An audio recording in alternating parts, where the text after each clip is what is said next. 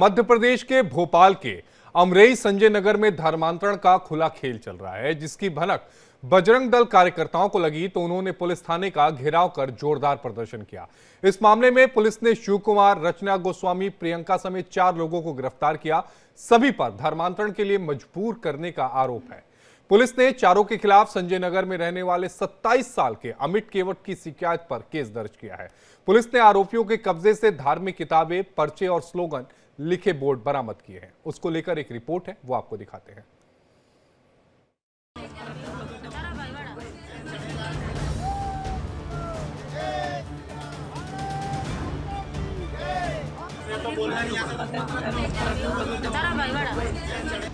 हंगामा कर रहे ये लोग बजरंग दल के कार्यकर्ता हैं। इनका विरोध प्रदर्शन उस धर्मांतरण के खिलाफ है जो मध्य प्रदेश के भोपाल में चल रहा था।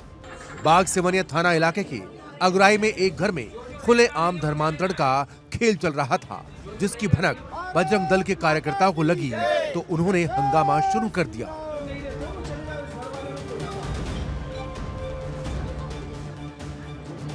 बजरंग दल के कार्यकर्ताओं ने थाने का घेराव किया और मामले में तत्काल कार्रवाई करने की मांग की। जानकारी के मुताबिक अगुराई इलाके के उस घर में ईसाई धर्म का एक्लेसिया चल रहा था, जहां हिंदू परिवारों के लोगों को बहला फुसलाकर ले जाया जाता था।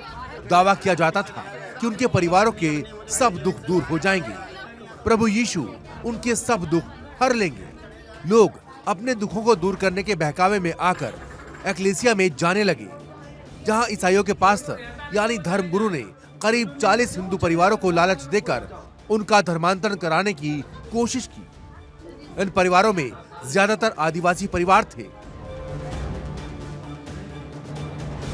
अपने भगवान को छोड़ दो, हमारे गॉड में विश्वास करो। तो मौके पे जो वहाँ पे एक प्रोफेसर था जिसका नाम है शिवा, बरकतुल्लाह यूनिवर्सिटी में है, वो इस कार्यक्रम को करवा रहा था और ये करीब 4 साल से कार्यक्रम चल रहा था इन लोगों का। और जो गरीब तबके के लोग हैं, आदिवासी हैं, SC ST श्रेणी के हैं, उनको ब्रेन वॉश किया जा रहा था लगातार। और फिर उसको जो कार्यकर्ता थे वो लेके आए थाने में, तो थाने में वो ट्रीटमेंट जो भी चल रहा है उनका कार्रवाई हो रही है। लेकिन वक्त रहते बजरंग दल के कार्यकर्ताओं को इसकी भनक लग गई और पुलिस दल बल के साथ उस मकान में पहुंच गए जहां धर्मांतरण कराने की तैयारी थी। पुलिस को आता देख आसपास के लोग भी इकट्ठा हो गए। बजरंग दल कार्यकर्ताओं ने ईसाई धर्मगुरु को अपने कब्जे में लेकर पुलिस के हवाले कर दिया। हाँ, मैंने बताया कि अभी तो उनकी गतिविधियां संदिग्ध थी, जिसके आधार पर उन्होंने कहा था कि ये लोग ठीक नहीं कर रहे हैं, भोले भाले लोगों को बहला फुसला रहे हैं। अभी चूंकि दोनों ही पक्ष सामने हैं तो उनसे जो पीड़ित पक्ष है उनसे पूछा जाएगा, जो प्रभावित करने वाले और होने वाले हैं दोनों से ही बातचीत कर रहे हैं। जो तथ्य आएंगे वैसी कार्रवाई हम करेंगे। वहां मौजूद महिलाओं ने बताया कि वो ईसा मसीह की प्रार्थना करने हर संडे आती हैं और उससे उनके जीवन में बदलाव आया है। वहीं बजरंग दल के कार्यकर्ताओं ने आरोप लगाया है कि ईसाई समाज के लोग ही धर्मांतरण का काम कर रहे हैं। जो आदिवासी क्षेत्रों को या गरीब लोगों को जो धर्मांतरण की क्रियाएं चल रही है, उसका संस्कृति बचाओ मंच विरोध करता है। अगर इस प्रकार की अब घटनाओं की पुनरावृत्ति होगी तो फिर इसके लिए ईसाई समाज स्वयं जिम्मेदार होगा। संस्कृति बचाओ मंच ये चेतावनी देता है कि ये धर्मांतरण की घटनाओं को आप अंजाम देना बंद करें। अरे आप उधर पुलिस का कहना है कि मामले की जांच चल रही है और तथ्यों के आधार पर आगे की कार्रवाई की जाएगी। Bureau report, India daily.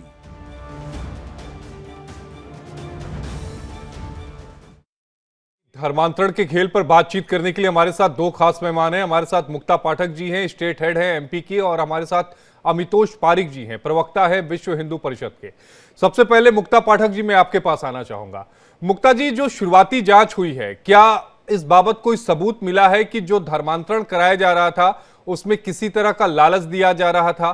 क्या जिन लोगों का धर्मांतरण कराया जा रहा था उनकी तरफ से कोई शिकायत दी गई है क्या इस पूरे मामले में? ये पूरा मामला जो है कई सालों से चल रहा है। जिस घर में जहाँ पे प्रार्थना सभा हो रही थी रविवार को, जहाँ पे जो बजरंग दल के तमाम जो लोग पहुंचे और जो उन्होंने जो है उधम जो हंगामा जो हुआ, तो वहां पे मुक्ता जी, कुछ नेटवर्क का इशू है, मैं आपके पास दोबारा आऊंगा। अमितोष पारिक जी, मैं आपके पास आना चाहूंगा। अमितोष जी, अगर हम बात करें मध्य प्रदेश की, तो मध्य प्रदेश में इस तरह की जो घटनाएं हैं धर्मांतरण को लेकर लगातार वो खबरें निकलकर सामने आ रही हैं, लेकिन सवाल ये उठता है कि आखिर लोग अपने धर्म को छोड़कर, सनातन को छोड़कर दूसरे धर्मों को क्यों इख्तियार कर रहे हैं या फिर क्यों जा रहे हैं? आपको वजह क्या समझ में आती है? देखिए, आप जब धर्मांतरण के विषय उठा के देखेंगे, उन विषयों में एक ही तरह का पैटर्न आप पाएंगे कि वो लोग नहीं होते हैं जो हाईली एजुकेटेड बैकग्राउंड से आ रहे हैं या social economically highly educated background है। ये वो लोग हैं जो नीचे तबके के हैं या बहुत ही मध्यम वर्ग से आते हैं। उनको बहला फुसलाना, उनको पैसिव तरीके से एल्योरमेंट करना, और यही कन्वर्जन के डेफिनेशन में भी माननीय सर्वोच्च न्यायालय ने भी कहा था कि there is a difference between freedom of religion, जो आप आर्टिकल 25 की बात करते हैं, एंड प्रोपोगेट रिलीजन, और वही कन्वर्जन का विषय है। बहुत अंतर है, इसीलिए ये विषय उठता है। आप भरतपुर का विषय देख लीजिए। कुछ हाल ही पहले भरतपुर के अंदर भी बजरंग दल के कार्यकर्ताओं ने एक बहुत बड़ा रैकेट था जो ईसाई धर्म के अंदर में आ रहा था, उसको ब्रेक किया था। आप 12 का विषय देख लीजिए, 250 परिवार धर्मांतरण का शिकार बन जाते हैं। आप मध्य प्रदेश का विषय देख लीजिए, आप राजस्थान का विषय, और अभी हाल ही में सीकर के अंदर में भी हुआ, और आपके बांसवाड़ा और भीलवाड़ा में भी हुआ। ये वही तरह के लोग हैं जो आपको किसी न किसी तरीके से एल्योर करते हैं, एल्योर करके आपको आपके ही देवी देवताओं के विरुद्ध खड़ा करते हैं और फिर आपको कन्वर्जन का शिकार बनाते हैं। मुझे लगता है कानून की सख्त आवश्यकता है। जिस तरह से 11 राज्यों के अंदर में कानून है, राजस्थान ने भी अभी कैबिनेट ने अप्रूव कर दिया है धर्मांतरण को लेते हुए विषय, जो स्ट्रिक्ट कानून है। ऐसे हर जगह राज्य के अंदर में कानून आने चाहिए जिससे ऐसे धर्मांतरण के विषय को रोका जा सके। देखिए, सुप्रीम कोर्ट की, चूंकि आपने बात की, सुप्रीम कोर्ट की कई सारी रूलिंग है जिसमें सुप्रीम कोर्ट ने कहा कि धर्मांतरण या तो जबरदस्ती या तो लालच देकर कराया जाता है तो वो अवैध है। लेकिन इस मामले में अगर हम देखा जाए तो क्या शुरुआती जांच में ये कुछ पता चल पाया है कि वाकई जो लालच देकर कराया गया है? क्योंकि वो लोगों की जो बयान है उसमें वो कह रहे हैं कि जब से हमने ईसाई धर्म अपनाया हमें बहुत ज्यादा सहूलतें मिलने लगी या फिर हमें बहुत ज्यादा लाभ मिला। आप देखिए ना, उनका सोशियो इकोनॉमिक बैकग्राउंड तो देखिए।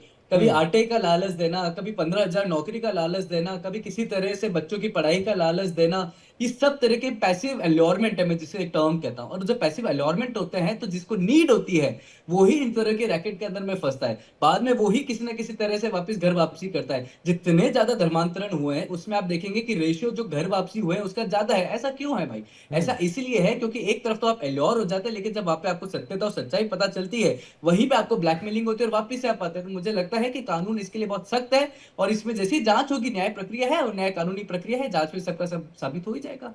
अमितोष जी, लेकिन सवाल ये भी तो उठता है कि आखिर अगर कोई समाज का पिछड़ा हुआ तबका है उसे बेनिफिट मिल रहा है तो वो बेनिफिट फिर अगर दूसरी तरफ से मिल रहा है और खुद से वो अगर अपना धर्म परिवर्तन कर रहा है बिना किसी दबाव के, तो उसमें गलत क्या है?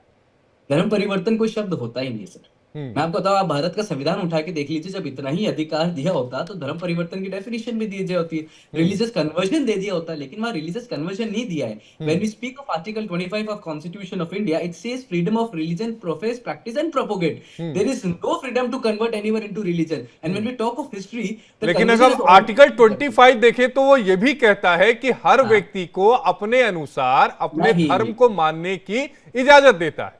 फ्रीडम रेव स्टेनलेस। सर, आप आर्टिकल 25(1) का पैरा 1 पढ़ लीजिए, उसमें क्लियर है। मैं आपको फिर चुनौती से कहता हूं, जो आर्टिकल 25 पैरा 1 आप पढ़ेंगे कॉन्स्टिट्यूशन ऑफ इंडिया का, उसी में नीचे एक्सप्लेनेशन में रेव स्टेनलेस केस का भी विवरण दे रखा है, जिसमें कोर्ट ने कहा है freedom of religion is totally different from conversion and you can not use article 21-25 to convert anyone. Life of personal liberty है, लेकिन किसी को एल्योर करके आप किसी को कन्वर्ट करा रहे हैं। मैं तो बार बार वो कह रहा हूं कि अगर लालच देकर किसी को किया गया है तो वो तो सुप्रीम कोर्ट की रूलिंग है, लेकिन अगर कोई अपने मन से अगर किसी दूसरे धर्म को चुनता है तो उसमें गलत क्या है? मेरा सवाल ये है। तो किसी ने गलत माना ही नहीं, उसमें तो किसने गलत कहा? हम यहाँ कन्वर्जन। लेकिन एक बात ये बताइएगा अमितोष जी कि आखिर जो सनातन है, चूंकि आप विश्व हिंदू परिषद से खुद आते हैं, तो गरीब लोगों तक जो सनातन को मानने वाले हैं या सनातन को बढ़ावा देने वाले संगठन हैं वो क्यों नहीं पहुंच पाते?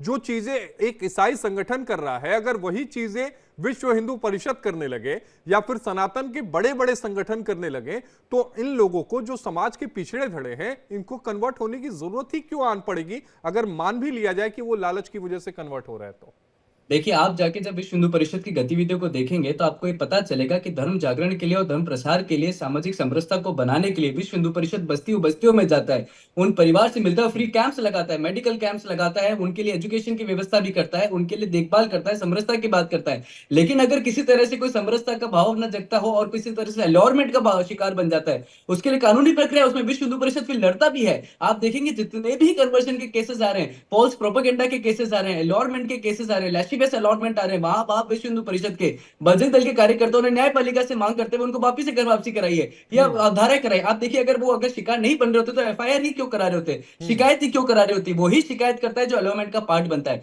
मुझे लगता है कि कहीं ना कहीं तरीके से इकोसिस्टम को समझना चाहिए। ये वो लोग हैं जहां तक विश्व हिंदू परिषद पहुंचता है, लेकिन किसी तरह से अलॉर हो जाता है तो फिर कानूनी प्रक्रिया का भी विश्व हिंदू परिषद सहायता ले। चलिए मुक्ता जी, क्या मुझे लगता है नेटवर्क ठीक हो गया है। मुक्ता जी, जो शुरुआत में मैंने आपसे सवाल पूछा कि अभी तक की जो शुरुआती जांच हुई है उसमें क्या कुछ निकल कर आया, शिकायत किसकी तरफ से दी गई, क्या उन लोगों में से किसी ने दी जो लोग धर्म परिवर्तन के लिए वहां पर पहुंचे हुए थे जैसा आरोप लगाया जा रहा है? देखिए, जो शिकायत जो थी वो एक व्यक्ति की थी कि ये जो है यहाँ पे, ये जो मकान था यहाँ पे हर रविवार को प्रेयर मीटिंग होती थी। वहां पे खूब सारे बाइबल्स मिले, खूब सारे प्रचार के जो है सामग्री मिले, पैम्पलेट्स मिले, और ये लगातार जो है ये कई बार ये बात आई थी, बजरंग दल वालों ने ही बताया कि बहुत बार ये शिकायत आई थी कि यहाँ पे धर्म परिवर्तन प्रलोभन देके हो रहा है। बच्चों की स्कूल फीस भरने की बात होती थी, शादी कराने की बात होती थी, नौकरी लगाने की बात होती थी, इस तरह के धन का प्रलोभन था। अभी जो है हिरासत में लिया गया था एक व्यक्ति और 3 महिलाओं को, हालांकि उनको छोड़ दिया गया क्योंकि 7 साल से कम की सजा की प्रावधान है, उनको रिहा कर दिया गया है थाने से ही। लेकिन पुलिस इस विषय पे जांच कर रही है कि इस प्रोफेसर के पास इतना पैसा कहां से आ रहा है, ये फंडिंग कहां से आ रही है, ये एक जांच का विषय है, क्योंकि फंडिंग कहां से आ रही है ये इंपॉर्टेंट है। तभी तो वो धन का प्रलोभन देके लगातार जो है धर्म परिवर्तन करा रहा है, और आज से नहीं करा रहा, कई सालों से करा रहा है, और ये शिकायतें कई बार आ रही है। और कल जो बजरंग दल जो उस जगह पहुंचा, वो उसी समय पहुंचा जब वहां पे प्रेयर मीटिंग हो रही थी, काफी हंगामा हुआ। कई देखिए, लोगों ने प्रेयर मीटिंग तो जहां तक मुझे जानकारी है कि वो हर रविवार को ये प्रेयर मीटिंग होती है, प्रेयर मीटिंग में किसी को आपत्ति नहीं होगी। लेकिन बात यहां धर्म परिवर्तन का है, और वो भी लालच देकर। चूंकि आपने ये कहा कि ये लंबे समय से हो रहा है और एक ही शख्स है जो प्रोफेसर है जो लंबे समय से धर्म परिवर्तन का काम करा रहा है, शिकायतें अगर पहले थी तो कार्रवाई क्यों नहीं हुई? और इतना बड़ा अगर ट्रांजैक्शन आ रहा है जिसका जिक्र आप कर रही हैं, तो फिर इस पूरे मामले में अभी तक वो कानून की गिरफ्त से बाहर क्यों है? बिल्कुल सही कहा आपने, यही तो पुलिस अब जांच कर रही है, क्योंकि जिस तरह से कल जो उसको हिरासत में लिया गया, 3 महिलाओं को हिरासत में लिया गया, जिस तरह से जो वहां पे पैम्फलेट्स और बाइबल और सारी चीजें पहुंची हैं, वहां पे मिली है। अब फंड के बारे में बात हो रही, क्योंकि जो बार बार जो बातें आ रही थी कि धन का प्रलोभन देके जो है वो धर्म परिवर्तन वो कराया जा रहा है। गरीब और थोड़े से लो तबके के लोग हैं जिनको प्रलोभन देके दिया, जैसा मैंने बताया कि बच्चों की फीस की, स्कूल की फीस की बात है, शादी कराने की बात है, नौकरी लगाने की बात है, इस तरह का प्रलोभन था। अब फंडिंग की जांच हो रही, पुलिस जो है फंड की जांच कर रही है कि इस प्रोफेसर के पास इतना पैसा कहां से आ रहा है। तो एक बार जब फंडिंग कहां से आ रहा है, ये जब जांच जब मुझे लगता है जब होगा तो उससे पूरी क्लैरिटी आ जाएगी कि कैसे वो धर्म परिवर्तन करा रहा है, क्योंकि फंड्स के वो धर्म के प्रलोभन पे करा रहा है। जी मुक्ता जी, एक सवाल का जवाब और भी दीजिएगा जो दर्शकों के मन में होगा। क्या इस बात के सबूत मिले कि उसने धर्मांतरण को लेकर किसी तरह का जो लालच की आरोप लगाए जा रहे हैं कि कई तरह के उसने लालच दिए, चाहे एडमिशन हो, चाहे फिर बच्चों की स्कूल की फीस वगैरह हो, क्या इसके सबूत मिले हैं? देखिए, ये अनऑफिशियली बताया है, वहां पे जो लोग मौजूद थे उसमें से कई लोगों ने, जो आसपास के लोग मौजूद थे, आइडिया तो सभी को लग जाता है कि क्या हो रहा है। आखिर हर रविवार को प्रेयर मीटिंग हो रही है, लोग पहुंच रहे हैं, लोग जो छोटे तबके के लोगों को बार बार बुलाया जा रहा है और प्रलोभन दिया जा रहा है। तो ये एक तरह से जो है अनऑफिशियली तो इस बात की पुख्ता जानकारी है कि हाँ, प्रलोभन दिया जा रहा था। अब पुलिस जांच कर रही है, तो उसके बाद भी जो है पूरे सबूत जो है वो मिल जाएंगे, साक्ष्य मिल जाएंगे, और जिस तरह से फंडिंग की जो है मेन बात हो रही है वो जांच का विषय है। वो जांच का विषय है। लेकिन अमितोष जी, ये बताइएगा कि विश्व हिंदू परिषद का अब अगला कदम क्या होगा? देखिए, धर्मांतरण हो रहे हैं। अब हालांकि इस विषय पे मैं टिप्पणी नहीं करूंगा कि ये धर्मांतरण जबरन कराया जा रहा था, लालच देकर कराया जा रहा था, लेकिन इस तरह की खबरें आ रही हैं कि मुल्क के अलग अलग हिस्सों में धर्मांतरण हो रहे हैं, लालच देकर हो रहे हैं, ये भी बात सामने निकल कर आती है। अब सनातन को बचाने के लिए विश्व हिंदू परिषद जैसे जो संगठन है वो कैसे आगे आएंगे? आशीष जी, निरंतर रूप से पहले उस रैकेट को क्लोज करना, उसको एक्सपोज करना, या संबंधित व्यक्ति के विरुद्ध एफआईआर दर्ज कराना। हम वो संगठन ही है जो सड़कों के ऊपर उतर के आंदोलन करते हैं, पथराव करते हैं। न्यायपालिका और संविधान के अंतर्गत में रहते हुए जो भी हो सकता है वो विश्व हिंदू परिषद का कार्यकर्ता करता है। परिवार से मिलना, परिवार से बातचीत करना, उनके बच्चों को क्या हुआ, आप देखिए विश्व हिंदू परिषद का एक और धर्मांतरण का एक बहुत बड़ा रैकेट जब तमिलनाडु के सामने आया था, एक बच्ची ने सुसाइड कर लिया था क्योंकि धर्मांतरण का शिकार बनने जा रही थी, फोर्स हो रही थी, उस परिवार के साथ खड़ा रहा। तो हमें लगता है कि न्यायपालिका के अंदर भी, न्यायपालिका पे भरोसा करके कानूनी प्रक्रिया जो होनी चाहिए, जहां कानून है धर्मांतरण के संबंधित, वहां कानून के अंतर्गत में एफआईआर दर्ज करानी चाहिए, और जहां नहीं है वहां पे जनरल लॉ के अंतर्गत एफआईआर दर्ज करानी चाहिए। जी, जनरल वो लॉ कराता के है। अंतर्गत एफआईआर दर्ज करानी चाहिए। मुक्ता जी, जो जी। अगर हम मध्य प्रदेश और छत्तीसगढ़ दोनों की मैं बात करूं तो जो सबसे ज्यादा धर्मांतरण के मामले आते हैं वो आदिवासी बहुल क्षेत्रों से आते हैं। चुनाव अभी हुआ था कुछ समय पहले, झारखंड की बात करूंगा तो आदिवासी समुदाय के लिए बहुत बड़ी बड़ी बातें कही गई अलग अलग पार्टियों की तरफ से, किसी पार्टी पर नहीं जाऊंगा, लेकिन जरा ये बताइए कि इस तरह के धर्मांतरण को रोकने के लिए सरकार की तरफ से क्या कुछ किया जा रहा है जो अवैध धर्मांतरण है? बिल्कुल, बहुत सही सवाल आपने पूछा है, क्योंकि देखिए चुनाव के समय जो है आदिवासी का वोट बैंक जो होता है, खास करके मध्य प्रदेश की अगर हम बात करें तो मध्य प्रदेश में ये लगातार कहा जाता है कि आदिवासी जिसको वोट देते हैं वो पार्टी सत्ता तक पहुंचती है। एक बार जब 2018 में कांग्रेस यहाँ पे सत्ता में काबिज हुई थी, लगभग 15 साल के बाद, वहां बीजेपी का, तो उस समय भी जो था आदिवासी का जो पूरा वोट बैंक था वो कांग्रेस के पास चला गया था। उसके बाद से अब लगातार देख रहे बीजेपी पूरी कोशिश कर रही है आदिवासी वोट बैंक को उसके ऊपर काम कर रही है। अब आपका जो सवाल है कि क्या कर रही है सरकार, सरकार लगातार ये कहती तो है कि बहुत सीरियस है, धर्मांतरण के इश्यूज में सीरियस है, तत्काल कार्रवाई होती है, सनातन धर्म की बात करती है, लेकिन जो इस तरह से धर्मांतरण होते हैं, ये भोपाल में तो अभी ये लेटेस्ट केस है, लेकिन आदिवासी बाहुबल जो आदिवासी जो इलाके हैं जैसे झाबुआ, धार और उस तरफ के इलाके में हम इस तरह के जो है केसेस और इस तरह के इंसिडेंट्स के बारे में लगातार हम सुनते रहे हैं, लेकिन लगातार जो है वहां पे भी कार्रवाई की बात होती है। लेकिन इस अब ये जो है प्रदेश राजधानी में ये केस सामने आया है और जो कहा जा रहा है कि बहुत सालों से ये जो है ये धर्मांतरण का रैकेट चल रहा था, फंडिंग जो है वो जांच का विषय है। तो अब जो है इसको लेके सरकार जो है, मुझे ऐसा लगता है कि जो है कुछ ना कुछ जो है एक सख्त कदम उठाएगी कि किस तरह से इस तरह के धर्मांतरण के जो केसेस हैं उसको रोका जाए, और कैसे जो है जो इस तरह के लोग तबके के लोग जो होते हैं और जो आदिवासी वाले होते हैं, ये सब उनके जो झांसे में आ जाते हैं क्योंकि उनको जो है धन का प्रलोभन दिया जाता है, उससे उनको कैसे जो है बचाया जा सके। सख्त कार्रवाई की तो अब जो है सरकार, मुझे लगता है इस पे कुछ ना कुछ कार्रवाई करेगी। अमितोष जी, क्या आप भी इस बात को मानते हैं कि अब वो वक्त आ गया है कि राज्य सरकार को सख्त कार्रवाई करने की जरूरत है अवैध धर्मांतरण के मामले में? मैं निसंदेह, बिल्कुल आशीष जी। आप राजस्थान सरकार देख लीजिए, कैबिनेट ने बिल अप्रूव कर दिया है, प्रपोजल है उसका धर्मांतरण को लेते हुए। कई विषय है जहां पे कांग्रेस सरकार के शासित में भी धर्मांतरण से संबंधित कानून है। जब सुप्रीम कोर्ट इसको नेशनल थ्रेट टू सिक्योरिटी मान चुका है, जिस झारखंड की आप बात कर रहे थे, वहां पर आए थे लव जिहाद और लैंड जिहाद के विषय और कन्वर्जन के विषय हम सबके समक्ष आते रहे हैं।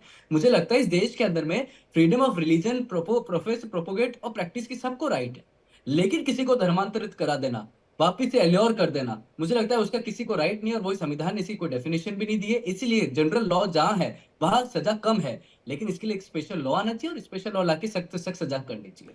मुक्ता जी, जिस प्रोफेसर का आप जिक्र कर रही थी कि जो अवैध धर्मांतरण में लिप्त है, जो आरोप लगाए जा रहे हैं उसके मुताबिक जो फंडिंग आ रही है, क्या उसमें फॉरेन फंडिंग भी इन्वॉल्व है क्या? जी, ये अभी कमेंट करना आशीष जी बहुत टू क्विक हो जाएगा, क्योंकि पुलिस अब जांच कर रही है, ये जांच का विषय है, इस पर जांच हो रही है। और जो है यही है कि एक प्रोफेसर कैसे धन का प्रलोभन, जो शिकायत है वो यही है कि धन का प्रलोभन देकर, क्योंकि जो लोगों ने बताया, जैसे मैंने आपको बताया पहले भी कि बच्चों की फीस, बच्चों की शादी, नौकरी, ये तीनों प्रलोभन देकर जो है इनको इस प्रेयर मीटिंग में बुलाया जाता था और फिर बताया जाता था कि कि कैसे जो है आप अगर क्रिश्चियनिटी को अपनाते हैं तो आपकी लाइफ जो है बहुत इजी हो जाएगी, और उसमें जो उसके पीछे का जो मकसद रहता, तो पीछे सामने जो रहता धन का प्रलोभन, और पीछे जो मकसद होता था कि धर्मांतरण हो। तो इसीलिए पुलिस जो है ये पूरा का पूरा जो फंडिंग है उसकी सोर्स की, और कहां से आ रहा है, कैसे आ रहा है, कितना आ रहा है, इसकी जांच कर रही है। मुक्ता जी, क्या जांच में, शुरुआती जांच में यह भी पता चला है क्या कि ये केवल अकेला शख्स है या एक संगठित अपराध की तरफ ये पूरा इशारा कर रहा है, पूरा मामला जो आरोप लगाए जा रहे हैं? जी, इसको बिल्कुल अकेला तो कोई भी नहीं हो सकता, क्योंकि जब हिरासत में लिया गया तो ये एक प्रोफेसर और 3 महिलाओं को लिया गया, तो ये तो जाहिर तौर पे संगठित एक कोई ना कोई एक ग्रुप होगा, एक संगठित पूरा ग्रुप होगा जो इसको कर रहा होगा। अकेले तो पॉसिबल है नहीं, और अकेले कभी भी किसी को ऐसे फंडिंग मिलता भी नहीं है, तो पूरा का पूरा एक ग्रुप होगा। मुझे ऐसा लगता है जब जांच अभी जो कल से जो है जांच अब शुरू हुई है, उसके बाद बहुत सारी जो है परतें खुलेंगी और बहुत सारी बातें जो है उसका खुलासा होगा। मुक्ता जी, क्या इससे पहले भी अगर एमपी में बात करें तो मुझे तो ध्यान में है कई सारी इस तरह की धर्मांतरण की जो खबरें हैं वो सामने आई, अवैध धर्मांतरण को लेकर। क्या अगर आपके पास जानकारी है तो उन मामलों में सरकार की तरफ से क्या कुछ किया गया, और क्या उसमें भी फंडिंग की जो बात निकलकर सामने आई है, क्या उस तरफ इशारा करती है कि हाँ फंडिंग कहीं और से आ रही थी और धर्मांतरण को अंजाम दिया जा रहा था? बिल्कुल, मुझे याद आ रहा है एक जबलपुर में भी एक ऐसे ही केस था। बहुत एग्जैक्ट मुझे तो याद नहीं आ रहा, लेकिन उसमें भी फंडिंग की जांच हुई। सरकार ने बहुत सख्त जो कार्रवाई उस पे भी करी थी, और जो है वो उसमें पूरा फंडिंग जो है वो सोर्स निकला भी था, और काफी सारा उसमें सरकार ने सख्त कार्रवाई करते हुए लैंड की लीज और इस तरह की चीजें की। मैं बहुत फैक्चुअली इस वक्त बहुत फैक्चुअली करेक्ट नहीं होंगी जो मैं आपको बता रही, लेकिन इस तरह का हुआ है। सरकार ने बहुत सख्त रवैया अपनाते हुए काफी सारी चीजें जो थी उसको कैंसिल की थी जबलपुर में। ऐसे हम कई बार हमने देखे, ऐसे मामले में सरकार जो है एकदम क्विक एक्शन मोड में आके बहुत उसके बाद जो है उम्मीद है फंडिंग कि की इस जांच मामले में भी करके। सरकार की तरफ से वही तेजी देखने को मिलेगी। अगर वाकई जो धर्मांतरण की बातें सामने आ रही हैं, जो आरोप लगाए जा रहे हैं, अगर उन आरोपों में सच्चाई है तो सरकार जरूर ठोस कदम उठाएगी।